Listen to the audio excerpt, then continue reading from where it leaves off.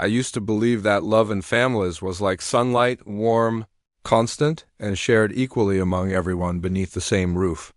For years, I told myself my parents loved my sister and me the same way, even if their affection sometimes seemed to drift toward Lava and her children a little more.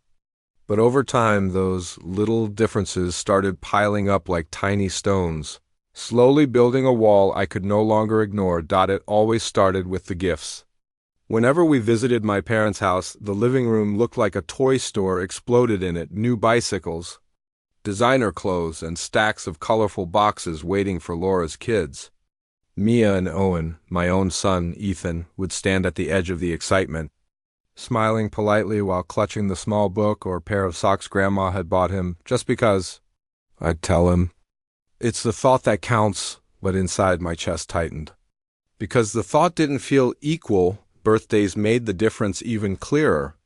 For Mia's 6th birthday, my parents hosted a backyard party complete with a hired magician, a bouncy castle, and a 3-tiered cake decorated with edible glitter.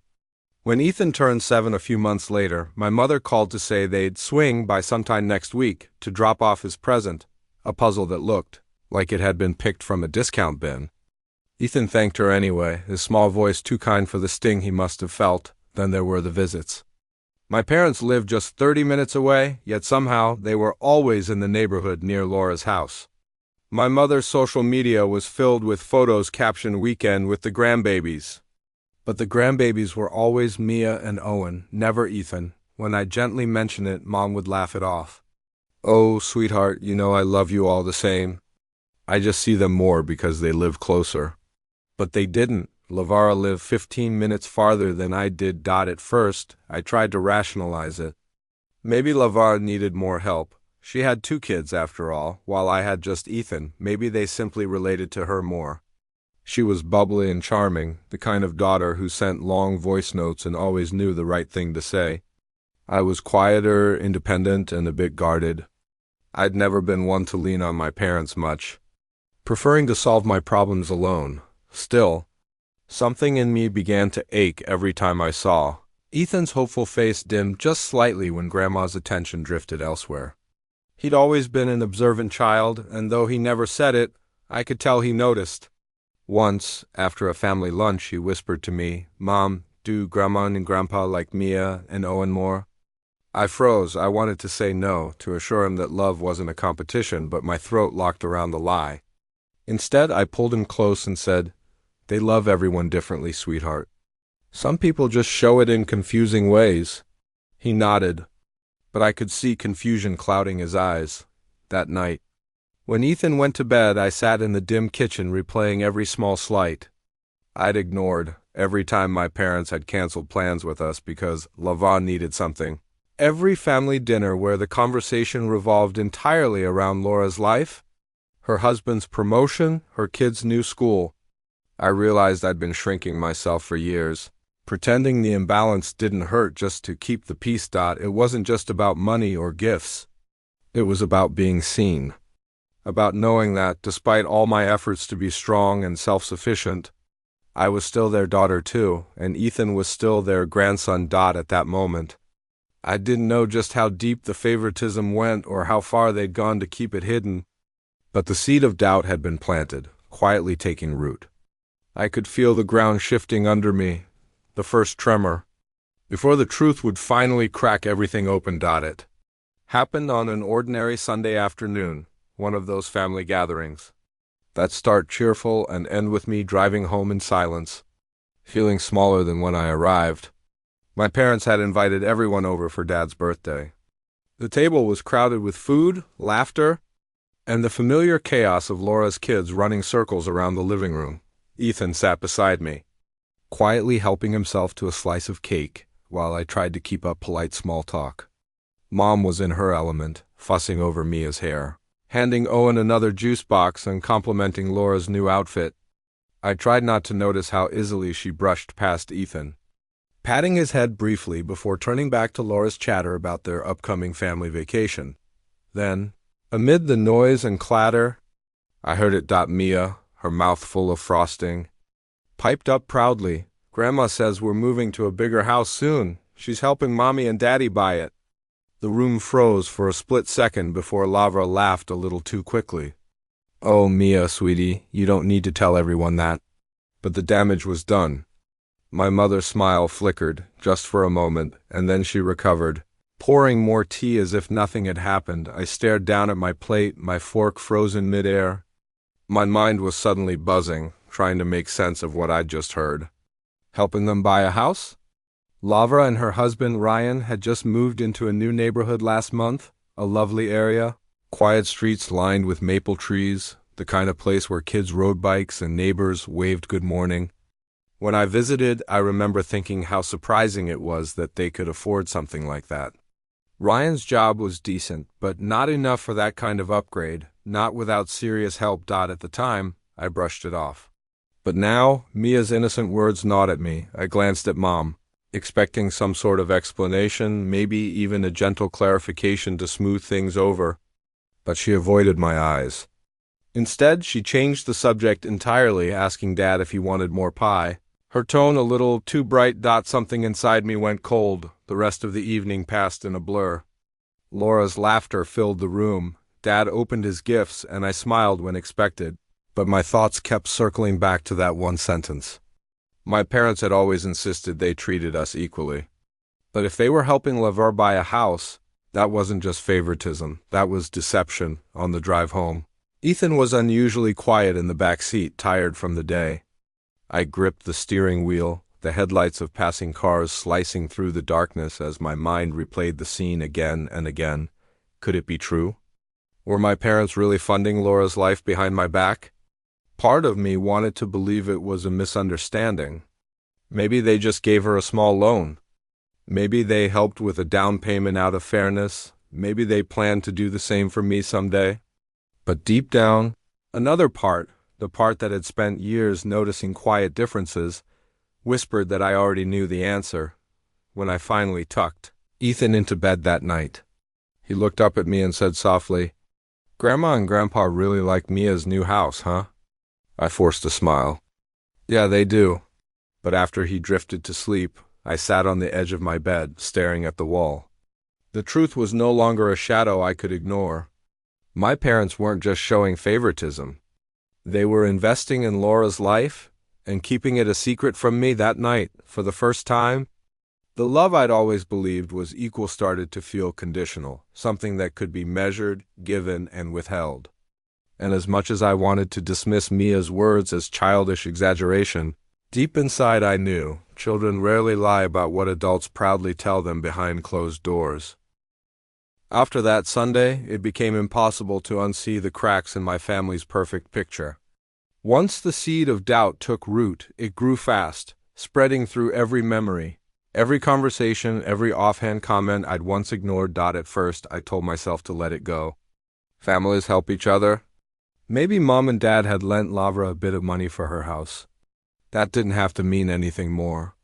But deep down, I couldn't quiet the unease.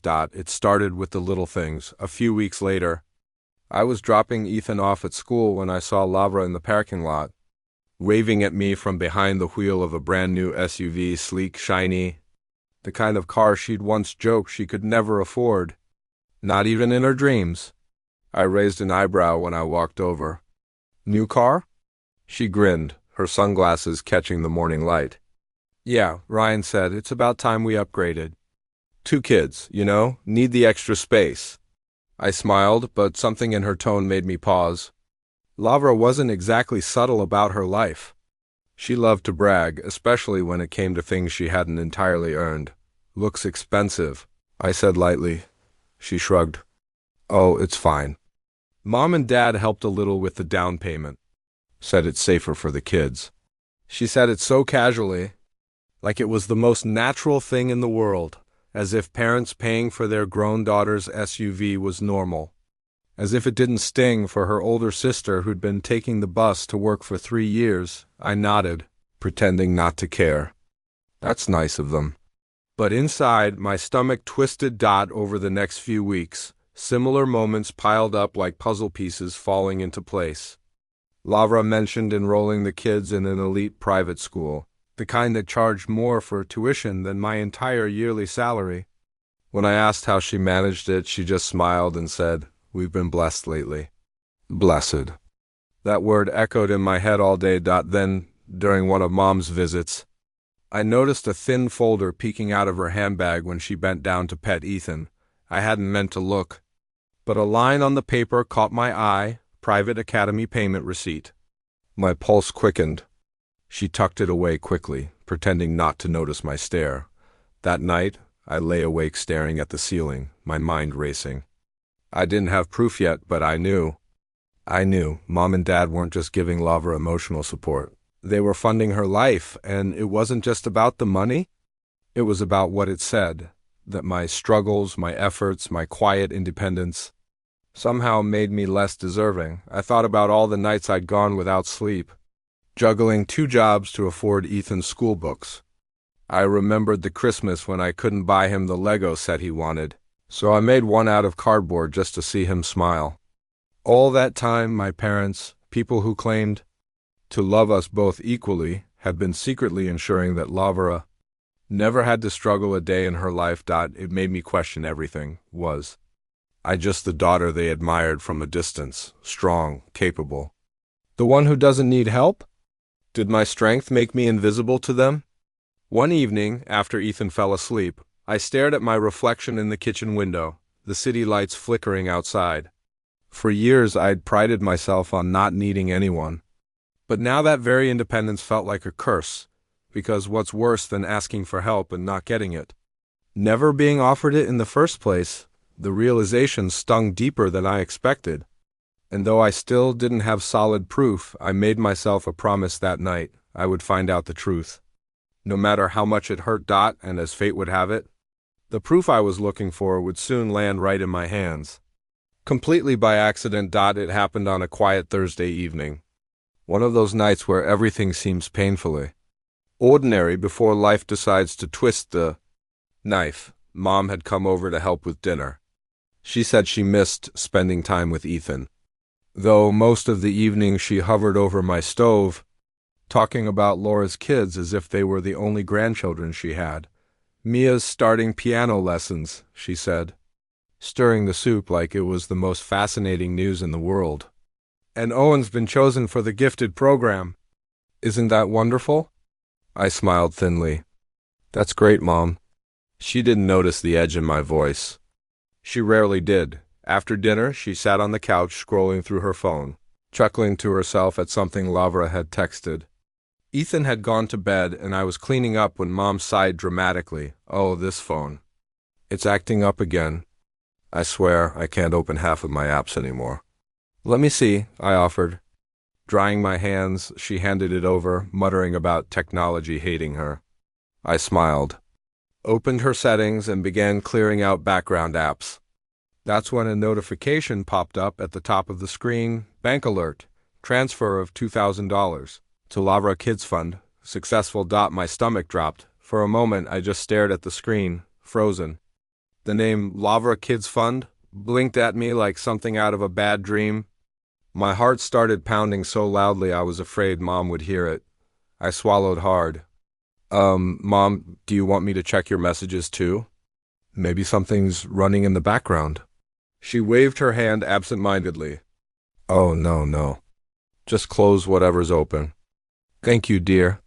My fingers trembled slightly as I scrolled down, pretending to clear the cache, but my eyes couldn't stop flicking toward the banking app's notifications. There were dozens of them. Monthly transfers, all labeled the same way.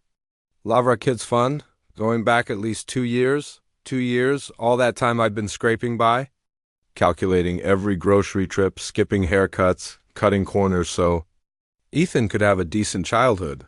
While my parents had been quietly wiring thousands of dollars to my sister, I felt sick. I locked her phone and handed it back before my shaking hands gave me away. All fixed, I said, my voice barely steady. Thank you, honey. She smiled, completely oblivious. You always know what to do. That irony stung. The moment she left, I sat down on the couch, staring at the empty space she'd just occupied. The house was silent except for the soft hum of the fridge, but inside my chest, it felt like something was cracking open, years of swallowed resentment, Buried hurt and blind loyalty splitting apart, I wanted to scream, to call her and demand an explanation. But another part of me, the part that had learned to survive disappointment quietly, told me to wait. To think, I walked into Ethan's room. He was asleep, one arm wrapped around his worn-out teddy bear. His peaceful face broke my heart all over again. I thought about how many times I'd lied to him. How often I'd told him Grandma and Grandpa just didn't have much money anymore. That they were saving up, when in truth they were saving for someone else's children. That night I couldn't sleep. I lay in the dark, scrolling through my own bank app, balance, just enough to cover rent and groceries. I kept picturing the $2,000 notification, wondering how many times they'd done it. 10? 20? More? By morning, the heartbreak had hardened into something else. Determination. I was done pretending. Done giving them the benefit of the doubt. It was time to hear the truth from them directly. Little did I know. The confrontation I was planning would not just expose their secret. It would tear apart everything I thought I knew about love, fairness, and family. I didn't sleep the night I saw the bank transfers. I lay there staring at the ceiling, my thoughts looping like a broken record. Every time I closed my eyes, I saw that name again, Lavra Kids Fund, like a cruel reminder flashing behind my eyelids. By morning, I'd made up my mind. I wasn't going to play dumb anymore. I deserved the truth, no matter how much it hurt. That afternoon, I drove to my parents' house. The drive felt longer than usual, every familiar landmark tainted by the weight of what I now knew. My hands gripped the steering wheel so tightly my knuckles turned white. Mom opened the door, her face lighting up in surprise. "Oh, what a nice surprise, sweetheart. You should have told me you were coming." I stepped inside, forcing a thin smile. "I needed to talk to you and Dad. Is he home?" She hesitated, reading something in my tone, then nodded. "He's in the study." We all gathered in the living room, the air heavy and awkward. Dad looked up from his newspaper, puzzled. "What's going on?" I took a deep breath, my heart hammering. "I saw something on your phone last night, Mom, a bank transfer." Her expression froze. "A transfer?" "Yes, to something called Lavra Kids Fund."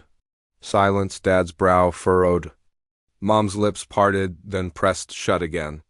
The silence stretched so long I almost laughed, except there was nothing funny about the truth hanging between us. Finally, Mom sighed and sat down.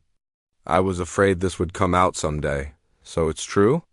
I asked quietly. "Yes," she admitted, not even looking ashamed. "We've been helping your sister for a while now. Things have been harder for her." I blinked in disbelief. "Harder?"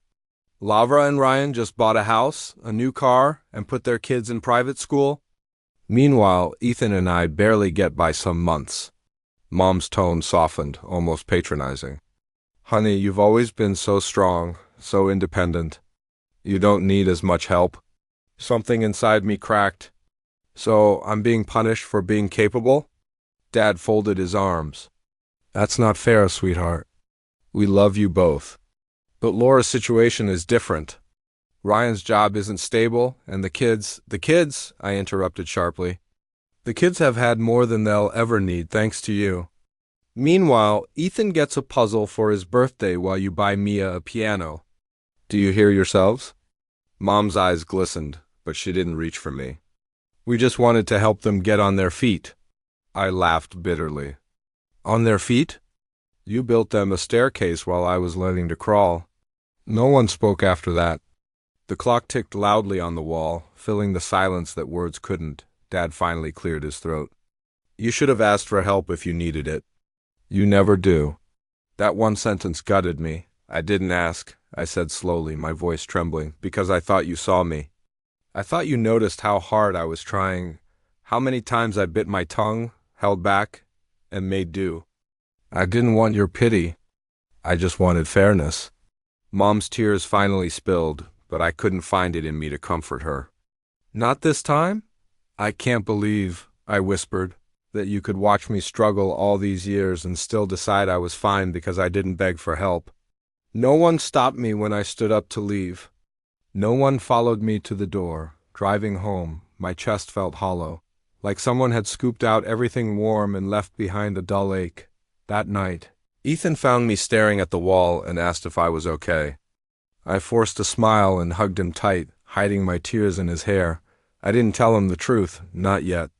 But in that moment, I silently promised myself something. If my parents couldn't treat him as their grandson, I would make sure he never felt the absence of their love, because I had finally understood. Some wounds don't come from strangers.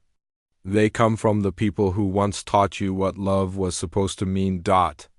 After confronting my parents, I spent days replaying the conversation in my mind, trying to make sense of their twisted logic. They hadn't even tried to deny it. That was what hurt most. To them, their betrayal wasn't a betrayal at all. It was justified, but I couldn't stop thinking about Lavra, the way she'd smiled that day in the parking lot with her new SUV. How she brushed off my questions with a smug little shrug. Did she know all along? Of course she did. The more I thought about it, the more the anger grew. It wasn't just about the money anymore. It was about respect, about fairness, about how she'd sat there at family dinners, knowing exactly what our parents were doing. While I struggled to pay Ethan's school fees, so a few days later, I drove to her house. It was mid-morning, the kind of crisp, clear day that makes everything look sharper, crueler even. Lavra opened the door wearing designer lounge clothes, her hair pulled up in a perfect messy bun. Behind her, I could see the sunlight bouncing off spotless countertops and expensive furniture. The scent of fresh coffee drifted through the air. "Wow," she said, surprised. "Didn't expect to see you. Everything okay? Can we talk?" I said flatly. She frowned, glancing at the clock. "Sure, I have a Pilates class in an hour, but come in." Her casual tone made my stomach twist. I followed her into the living room, bright, spacious, full of the kind of comfort I'd only ever dreamed of providing for Ethan. I didn't waste time. "I know about Mom and Dad helping you financially." "The house, the car, the kids' school?" "All of it." Her eyes flickered, just for a second, before she looked away, pretending to straighten a cushion. "So they told you?" "No," I said coldly. "I found out by accident." She exhaled, a faint smile tugging at her lips. "Okay, well, I figured you'd find out eventually." "It's not a big deal? Not a big deal?" I repeated, my voice rising. "You've been taking thousands from them for years while I've been scraping by, and you never thought to mention it?" She raised an eyebrow. "Why would I? It's not like it affects you." That sentence hit me like a slap. "It does affect me, Lavra. They're our parents. They made it sound like they couldn't afford to help me, all while bankrolling your life." Lavra crossed her arms, defensive now. "Look, Mom and Dad offered." I didn't ask. "They know how hard it's been with Ryan's job, the mortgage, the kids. I cut her off. Do you even hear yourself? You live in a brand new house, drive a luxury car, and your kids go to private school. Meanwhile, Ethan and I are budgeting groceries week to week." Her lips curved into that same dismissive smile she'd used our entire lives. "Well, maybe you should have asked for help." That did it. All the years of silent resentment, all the moments I'd swallowed my pride just to keep the peace, they came flooding out. "You're unbelievable." I didn't ask because I assumed decency didn't require a request, because I thought fairness was the default in this family. Lavra rolled her eyes. "You always make everything dramatic. Mom and Dad just feel bad for us because you're so capable. You don't need them the way I do." "Capable?" I said through gritted teeth. "You've mistaken self-reliance for being unworthy of love." Her smirk faltered then, but she said nothing. I turned toward the door, my hands shaking. "You know, I used to envy you, the way they doted on you. But now I just pity you, because you'll never learn what it means to stand on your own 2 feet. I didn't wait for her reply. I just walked out, the air outside feeling colder than when I'd gone in. Driving home, I felt hollow, but also strangely lighter. The truth was ugly, but at least it was no longer hiding in the dark. I thought confronting her would give me closure. But deep down, I knew this wasn't over. My parents had chosen their side, and Lavra was comfortable on her pedestal. And as much as I wanted to walk away quietly, something inside me whispered that silence was no longer an option, because this wasn't just about me anymore. It was about Ethan, and I wasn't going to let him grow up. Believing this kind of injustice was normal. After confronting Lavra, I tried to move on, or at least pretend to. I told myself that exposing her selfishness wasn't worth the energy, that I'd said my piece and could finally let it go, but pretending peace doesn't make it real. It only buries the hurt deeper, and mine was starting to rot from the inside out. Weeks passed, and I kept my distance from my parents. Calls went unanswered, texts ignored. I focused on work, on Ethan, on anything that didn't involve the word family. But the illusion shattered the moment Mom called and said, "We're having everyone over for dinner. It's been too long. Please come. For your father." I hesitated, but Ethan overheard and looked up from his homework with hopeful eyes. "Can we go, Mom? I miss Grandpa." I couldn't say no to that. So I agreed, even though part of me already knew I'd regret it. When we arrived, everything looked perfect on the surface. Warm lights, the smell of roast chicken, the sound of laughter spilling from the living room. But beneath the laughter, I could feel the same old imbalance pulsing like a wound that never healed. Lover was already there, of course radiant and smug as ever. Her kids were showing off their new tablets, gifts from Grandma and Grandpa. Ethan sat quietly beside me.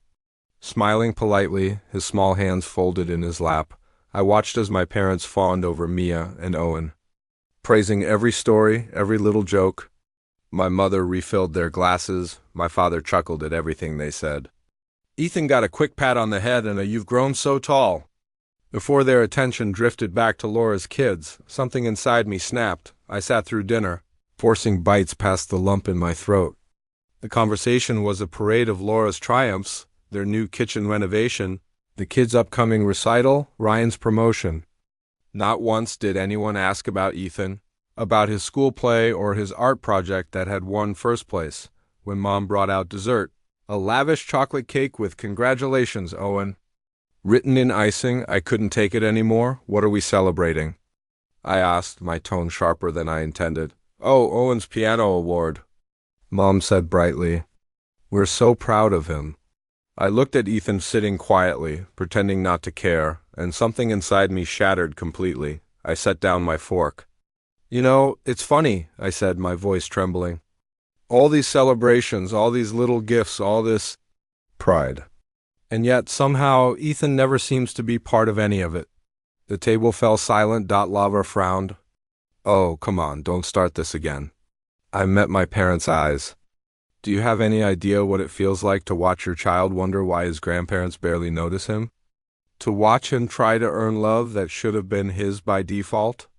Mom's face paled. "Honey, please." "No, I'm not done," I said, my voice shaking.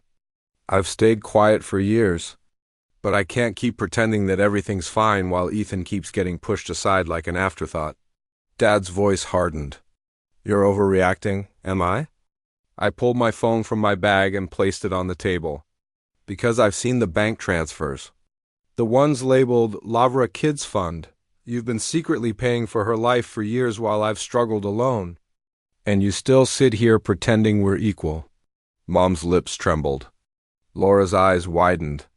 The silence was so heavy I could hear the clock ticking behind me. Finally, Lavra muttered, "You're being ridiculous." "No," I said, standing up. "I'm being honest. Something this family stopped being a long time ago." I took Ethan's hand and turned to leave. His small fingers squeezed mine tightly, as if he knew that something important had just changed, something that couldn't be undone. As I closed the door behind us, I heard my mother's faint sob, but I didn't look back because for the first time, walking away didn't feel like losing family. It felt like reclaiming my dignity. That was the night I stopped hoping they'd ever see the difference. From that moment on, I decided they'd never get another chance to make Ethan feel less than loved. After that dinner, I expected silence, and that's exactly what I got. No one called. No one texted. Not even to ask how Ethan was. It was as if my confrontation had pressed an invisible reset button, erasing me from their version of family. For weeks, I went about life quietly. Work, errands, bedtime stories, the rhythm of survival. But deep inside, something restless began to grow. I wasn't angry anymore, not in the wild, fiery way I'd been before. This time, the anger had cooled into clarity. They needed to understand. Not because I wanted revenge, but because pretending things were fine had done enough damage already, especially to Ethan. The opportunity came sooner than I expected. My mother called one afternoon, her voice small and hesitant. "We're having everyone over for Sunday lunch. Please come.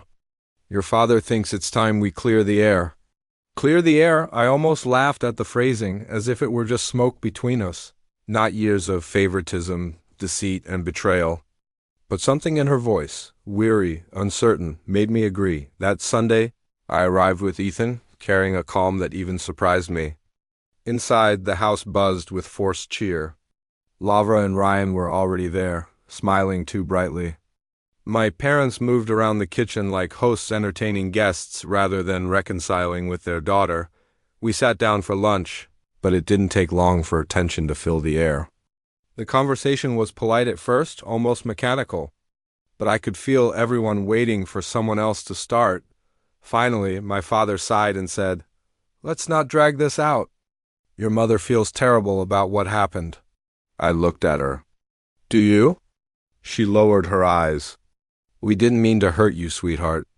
We just thought you didn't need as much help as Lava." I nodded slowly. "You keep saying that I didn't need help, but you never asked. You never looked close enough to see how hard it's been." Lavra leaned back, crossing her arms. "Here we go again." I turned toward her. "You might want to listen this time." Then, quietly, I pulled a small folder from my bag and placed it on the table. "I brought something." My parents exchanged uneasy glances. "These," I said, sliding out printed screenshots, "are your bank transactions. Monthly transfers labeled Lavra Kids Fund. I also have text messages, the ones where Mom promised to cover the kids' tuition and car payments." Laura's face drained of color. My father's mouth opened, then closed again. I didn't raise my voice. I didn't cry. I simply said, "You've been lying for years. To me. To Ethan. You made us feel like we weren't worth the same love or generosity." "And for what? Because I didn't beg for scraps?" No one spoke. The weight of the truth hung heavy in the air. Finally, Mom whispered, "We just wanted to help the one who needed us most." I shook my head slowly. "You didn't help her. You enabled her. You built her a safety net so strong she never had to learn to stand on her own, while teaching me that love must be earned through silence." Lavra shot me a glare. "You're just jealous?" I looked at her steadily. "No, I'm done being jealous. I'm just done pretending we're a family." Ethan, who had been sitting quietly beside me, looked up. His eyes were calm, too calm for a child his age. And that broke my heart more than anything else. I stood, gathered the folder, and turned toward my parents one last time. "You made your choice years ago. I'm just making mine now." Mom reached out, tears in her eyes, but I stepped back. "Don't cry for being caught," I said softly. "Cry for what you've lost." Then I walked out, not in anger, but in finality. Ethan's small hand slipped into mine, and I felt an overwhelming peace, because sometimes the loudest kind of justice is quiet, just choosing to walk away with your head held high. That day, I stopped waiting for fairness. I decided to give Ethan something better, a world where love wasn't conditional and honesty wasn't optional. The days after that confrontation felt strangely quiet, almost unnervingly, so. No calls. No texts, no apologetic messages pretending to smooth over what couldn't be fixed. Just silence. At first, it stung. I'd expected anger, maybe even guilt, anything that showed they cared enough to fight for what was left. But nothing came. The quiet stretched into a week, then two, and in that silence, something unexpected began to happen. I started to breathe again, without the constant weight of pretending. The air around me felt lighter. Ethan seemed happier, too, as if he could sense that the heaviness between us had finally lifted. We spent our evenings drawing, cooking dinner together, watching old movies. For the first time in years, our laughter didn't feel like a fragile thing. Still, late at night, I'd lie awake, replaying everything that had been said. The looks on their faces, my mother's trembling hands, my father's stubborn silence, and Lavra always composed, always defensive, sitting there as if my pain were an inconvenience.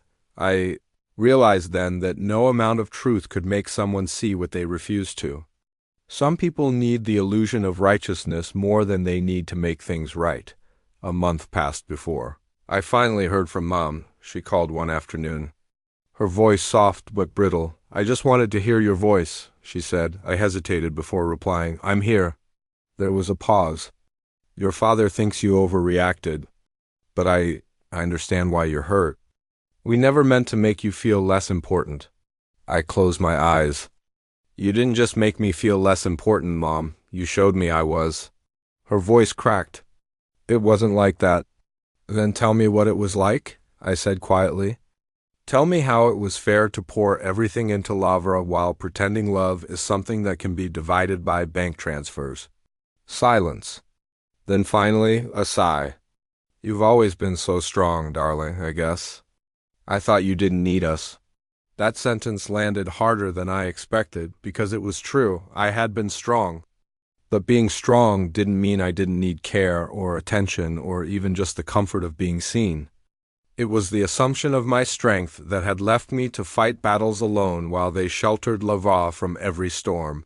"Being strong," I said softly, "doesn't mean I wanted to be invisible." She began to cry, then quietly, guiltily, but I didn't cry with her. I had no tears left to give that version of our relationship. When the call ended, I sat in silence for a long time. Then I looked over at Ethan, who was sitting on the floor, drawing something with his colored pencils. He turned the paper toward me, a drawing of the two of us standing under a bright sun, smiling. Above us, in messy kid handwriting, he'd written, "Me and Mom, my real team." Something in me healed right then. That's when I understood. I couldn't fix what my parents had broken. But I could stop passing that hurt forward. I could build something new, a home where love wasn't measured by comparison, but by presence. So I made a decision. I stopped waiting for them to change. I stopped hoping they'd wake up one day and see the damage they'd done. Instead, I started saving for something that was just ours, a small trip maybe, or a new place to live where every corner held memories built by choice.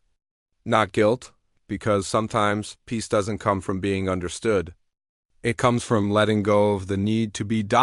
And for the first time, letting go didn't feel like losing family. It felt like finding freedom. Months passed. Seasons shifted.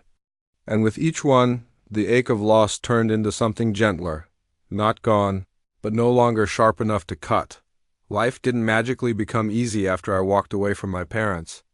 There were hard days, bills that stretched too thin, long nights when loneliness crept in. But even in those moments, there was a quiet sense of peace that I had never felt before. I no longer lived in comparison.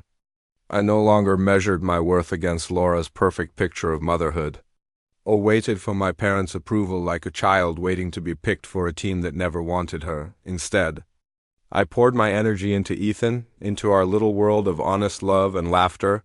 We started new traditions. Friday night dinners, just the two of us, where we cooked messy pasta and watched comedies until we couldn't stop laughing.